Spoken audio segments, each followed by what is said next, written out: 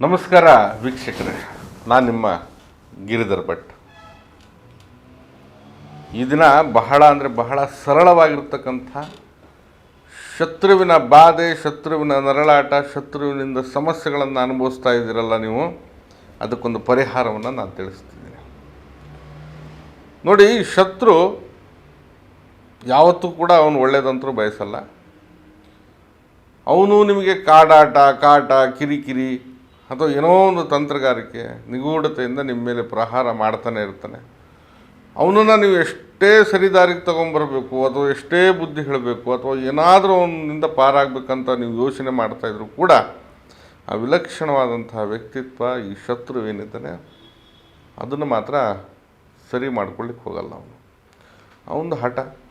ಹಾವಿಗೆ ವಿಷ ಏನು ಹಲ್ಲಿನಲ್ಲಿರುತ್ತೆ, ಚೇಳಿಗೆ ವಿಷ ಕೊಂಡಿಯಲ್ಲಿರುತ್ತೆ. ಹಾಗೆ ಶತ್ರುವಿನ ಮೈಯೆಲ್ಲ ವಿಷವಾಗಿ ಕುಂತಿರುತ್ತೆ. ಮನುಷ್ಯನ ಸ್ವಭಾವ ಕೂಡ ಹಂಗೆ.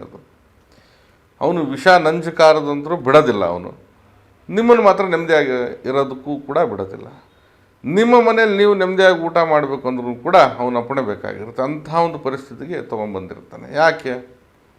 ನಿಮ್ಮ ಒಂದು ಯಾವುದಾದ್ರೂ ಒಂದು ಸ್ಥಿತಿನ ಹಾಳುಗೆಡುವುದು, ನಿಮಗೆಲ್ಲ ರೀತಿಯಲ್ಲಿ ಅಪಮಾನ ಮಾಡೋದು, ಅವಮಾನ ಮಾಡೋದು, ನಿಮ್ಮದು ಅನ್ನೋ ವಸ್ತುನ ಕಿತ್ಕೊಂಡು ನಿಮ್ಮನ್ನು ಮೂರಾ ಬಟ್ಟೆ ಮಾಡಿ ಬೀದಿಗೆ ತಂದು ನಿಲ್ಲಿಸಿರ್ತಾನೆ.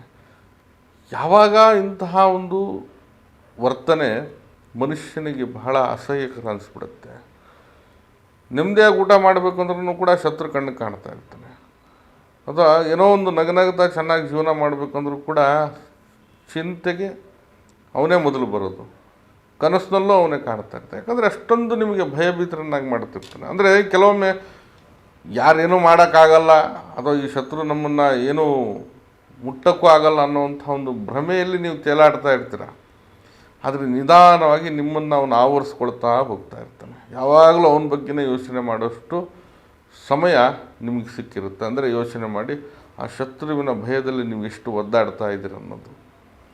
ತೋರಿಕೆಗೋಸ್ಕರ ಏನೋ ಹೇಳ್ತಾ ಇರ್ತೀವಿ ಅಥವಾ ನಿಮಗೆ ಅರಿವಿಲ್ಲದೇ ಅವನು ಹಿಮ್ಮೆಟ್ಟಿಸೋವಂಥ ಒಂದು ಕುತಂತ್ರಗಳನ್ನು ನೀವು ಮಾಡ್ತಾ ಇರ್ತೀರ. ಆದರೆ ಸುಮ್ಮನೆ ಏನಕ್ಕೆ ಬೇಕು ಇವೆಲ್ಲ?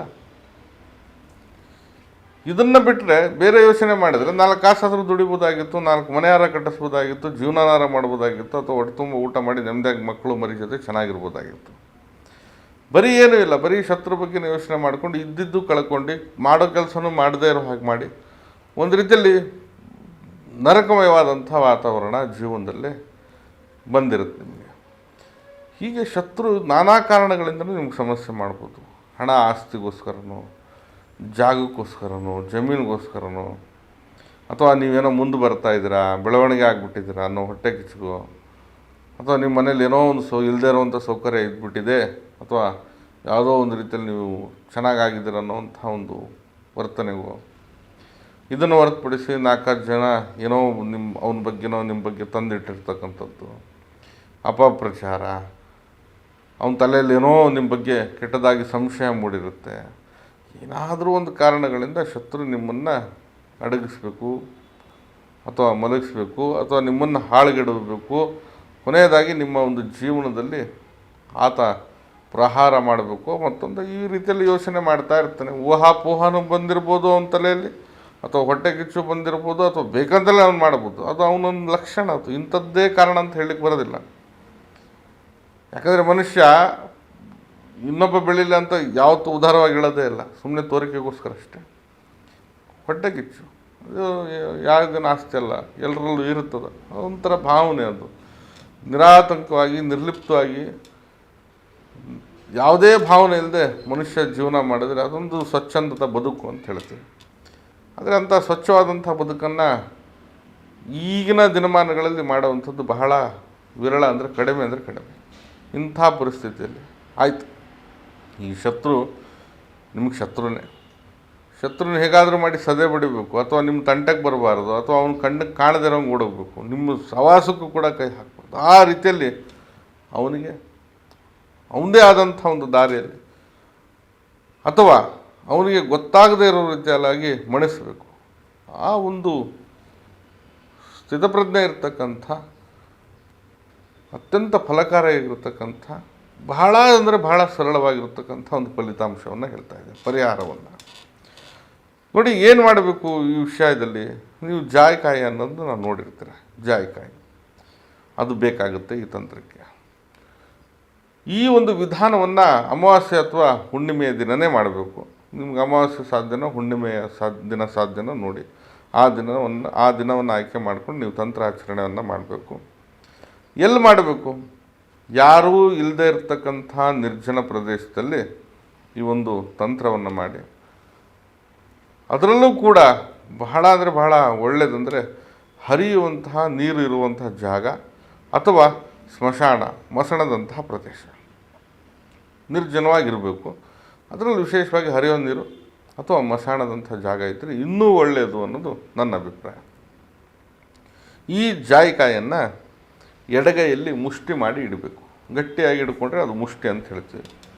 ಆ ಮುಷ್ಟಿ ಮಾಡಿ ಇಟ್ಕೊಂಡು 11 ಬಾರಿ ಶತ್ರುವಿನ ಹೆಸರನ್ನು ಹೇಳಿ.